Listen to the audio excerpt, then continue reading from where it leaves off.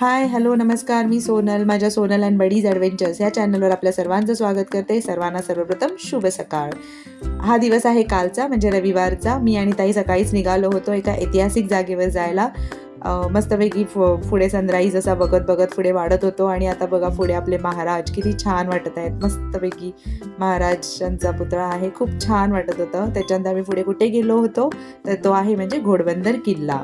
हा मला माहीत आहे, खूप जण कदाचित आधी गेलेही असेल, खूप जणांना ह्या किल्ल्याबद्दल माहितीही असेल, पण मी स्वतः तिथे पहिल्यांदा गेली होती, म्हणून मी ह्या व्हिडिओमार्फत तुमच्यासोबत ते शेअर करायचा प्रयत्न करत आहे. आणि तिथे जी काही मी माहिती मला कळली, तिथे जे काही मी वाचलं ते तुमच्यासोबत ह्या व्हिडिओमार्फत शेअर करायचा प्रयत्न करते. जर काही चुकलं तर प्लीज मला क्षमा करा, समजून घ्या. जे काही मला समजत आहे ते मी तुमच्यासोबत शेअर करायचा प्रयत्न करते आहे. असं म्हटलं जातं की हा किल्ला पोर्तुगीजांनी बांधला आणि इसवी सन 1672 साली आपल्या शिवाजी महाराजांच्या हल्ल्यानंतर 1637 मराठ्यांनी चिमाजी अप्पांच्या नेतृत्वाखाली हा जिंकला. हा किल्ला बांधला गेला होता कारण कल्याण बंदरावरील जलवाहतुकीवर लक्ष ठेवण्यासाठी. पहिले पोर्तुगीज, मग मराठी आणि नंतर इंग्रजांनी याचा वापर केला.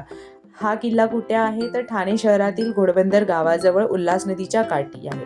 आता ह्या किल्ल्याला घोडबंदर असे नाव का पडले, हा प्रश्नाचं उत्तर तिथे दिलं होतं की घोड्यांचा तिथे व्यापार चालायचा, तर घोडा आणि बंदर म्हणून ह्याला घोडबंदर असे नाव देण्यात आले.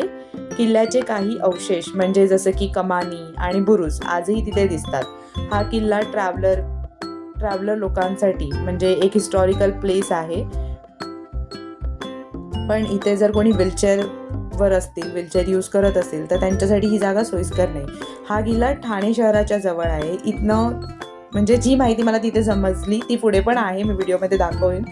थोडंफार घेतलं आहे मी शूट, ते पण कळेल. आणि इथनं पुढे गेल्यानंतर हा जो आहे, ही जी जागा आहे ती त्यांचं धान्याचं कोठार होतं. म्हणजे इथे ते त्यांचं धान्य साठवून ठेवायचे. त्याच्यानंतर आम्ही वरती गेलो, असे एकदम किल्ल्याच्या टॉपला गेलो होतो.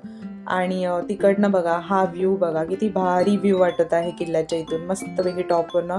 आणि हे जे सर्व दिसतंय ते मीरा भाईंदर शहर आहे पूर्णपणे. खूप असं पॉझिटिव्ह वाईब्स येत होते, खूप असं छान वाटत होतं निसर्गाच्या सानिध्यात आल्यानंतर. खूप असं सगळीकडे हिरवळ हिरवळ आहे बघा मस्तपैकी, खूप छान वाटत आहे. हे सर्व जंगल आहे त्या साईडला पूर्ण म्हणतात.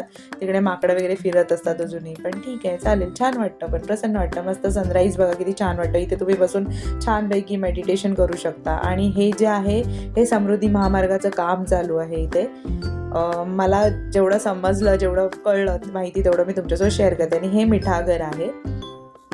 हा बघा आपल्या महाराजांचा मस्त भगवा झेंडा, किती छान वाटत आहे बघा. किती मस्त तो मस्त वाटत होता एकदम. आणि थोडा वेळ टाइमपास करत होता आम्ही बसून तिथे. त्याच्यानंतर आम्ही असंच काय काय काय काय बघत बघत निघालो होतो.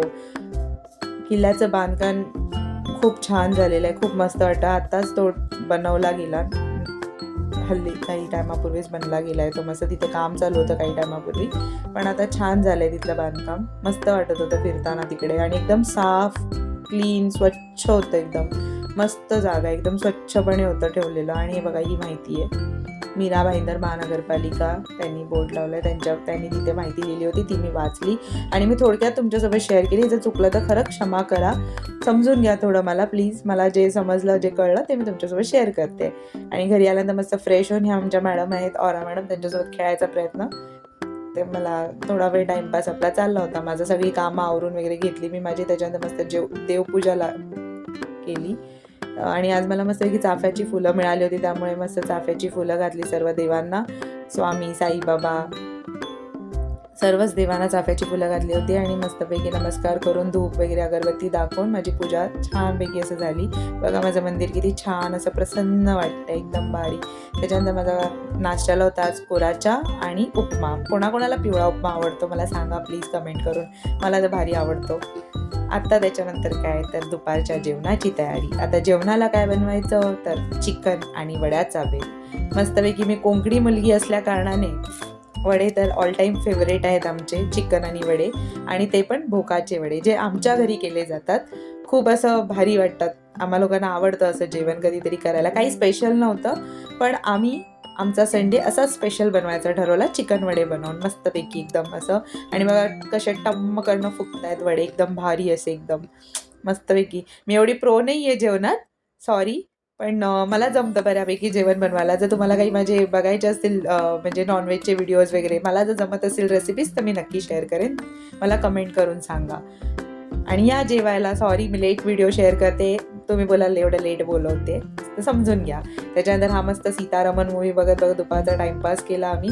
आणि संध्याकाळी मी गेली होती माझ्या फ्रेंडच्या घरी. त्यांनी मस्त असं गार्डनिंग केलं होतं, मस्त लाईट्स लावले होते. तर मी तुमच्यासोबत तो छोटासा ग्लिम्स शेअर करत आहे त्यांच्या बाल्कनीचा. खूप छान वाटतं असं ग्रीनरी असले की घरात. That's it for the day. जर व्हिडिओ आवडला असेल तर व्हिडिओला लाईक करा, शेअर करा आणि सबस्क्राईब करा. आणि सर्वांना ओम साईराम. थँक्यू.